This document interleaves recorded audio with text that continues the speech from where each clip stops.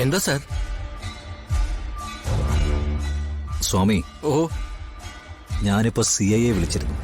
എന്താ സാർ വിശേഷിച്ച്? കാര്യമുണ്ടോ?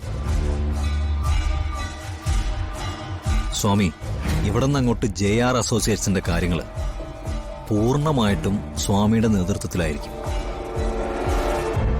ഞാൻ അല്പം തിരക്കില്ല. അറസ്റ്റിനെ പേടിച്ച് സാറ് മാറി നിൽക്കാൻ തീരുമാനിച്ചോ? മാറി നിൽക്കാനൊന്നുമല്ല, ചെയ്തുകൊണ്ടിരിക്കുന്ന കാര്യങ്ങളിൽ എനിക്ക് 100% ശ്രദ്ധ വേണം.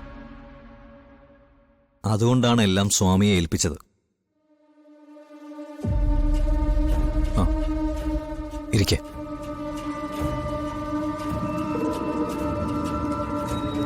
സാറേ, സാർ എനിക്കൊരു ഉപകാരം ചെയ്യണം. എന്ത്? ഞാൻ സാറിനൊരു പരാതി തരാം. ആ പരാതി സാറ് സ്വീകരിക്കേണ്ടത് ഇന്നത്തെ ഡേറ്റിലാണ്.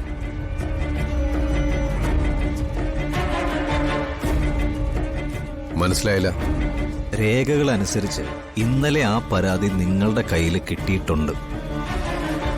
നിങ്ങളത് അന്വേഷിക്കാൻ തുടങ്ങിയിട്ടുമുണ്ട്. പറ്റില്ലേ? കാര്യം എന്താണെന്ന് പറ.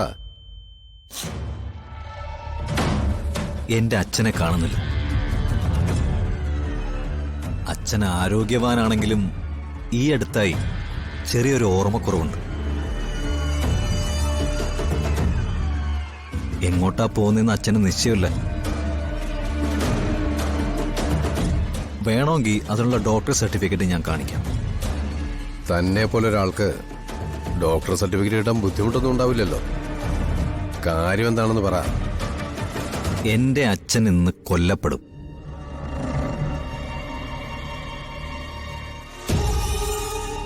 ഹൈദരാബാദില് ഒരു ഗസ്റ്റ് ഹൗസ് ഉണ്ട്.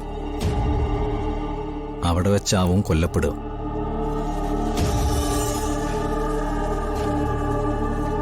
വികൃതമായ ശരീരത്തിന്റെ സൂചനകൾ വെച്ച് ഇങ്ങോട്ട് അയക്കുമ്പോഴേക്കും 2 ദിവസവും.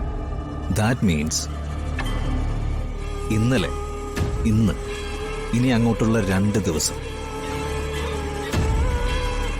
മൊത്തത്തിൽ രഘുവിന്റെ മിസ്സിംഗ് കഴിഞ്ഞിട്ട് 4 ദിവസം.